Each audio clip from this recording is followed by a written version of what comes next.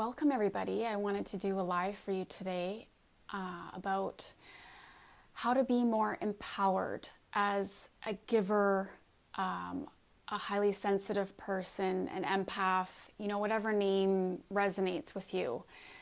My name's Marlisa and I'm the Juicy Life Coach, and I love helping people explore this area for themselves and feel like they can step into their power and their fullness with this gift.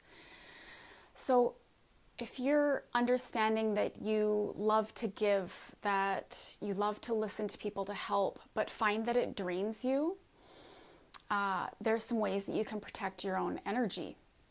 And you can protect it without putting a wall up. And sometimes that comes up when you come into contact with someone that continually pushes your boundaries, or that would be considered maybe selfish or have narcissistic tendencies or even narcissistic personality disorder.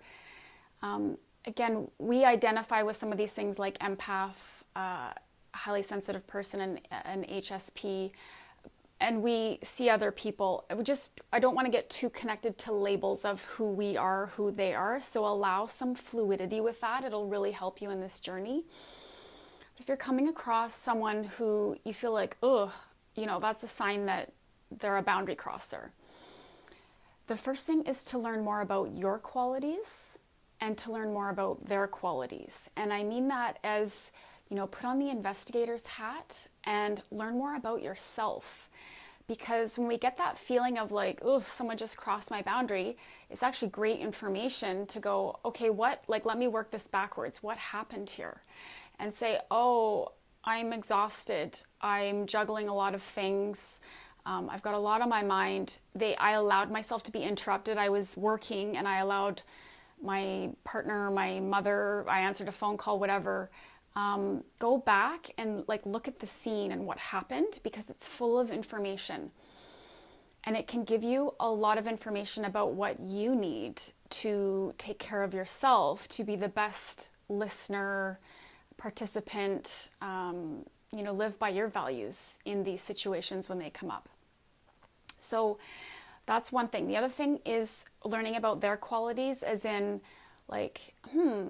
I've had to say 5 times the same request. They seem to not be listening to what I'm saying, or perhaps I need to say, you don't seem to be hearing me. Could we talk about this another time? So again, be curious with what's going on for them so that you can learn how to deal with the situation better. Because we don't just want to throw our hands up and be like, they don't listen. They're just narcissistic, or that's just the way that it is. So I'm trying to give you tools to deal with this. So the other thing would be to just step away energetically. Take a moment. Bubble up your energy, meaning give yourself that golden or white light around you so you feel like you're protected. If you need to meditate before you have a difficult conversation. So again, find the tools that you need to get into this conversation with someone, or ask to have it later.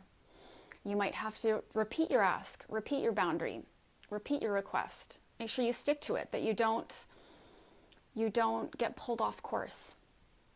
And that you move past your own narrative of the situation and move past their narrative of the situation. So regardless of what you think is happening and what they think you said and all those things, think of not getting in the mud with them. That's what I call it. Or not getting in the pool, some people. Don't go down into their, keep to your higher self and talk to their higher self. So keep to a standard. The third thing would be to remind yourself that you have an honoring to your own self that you need to do daily, that you're keeping your own honor. And to me, this is the most important thing, that we don't betray our own trust. We don't betray our own boundaries. So really think about what that is and honor yourself. If you say to yourself, once I get angry, I need to step away from a conversation, honor that. Don't keep continuing in the conversation when you're feeling anger. Make sure that you're keeping your own boundaries, because modeling that is a great representation for your partner, your kids, the boundary crosser, whoever they are.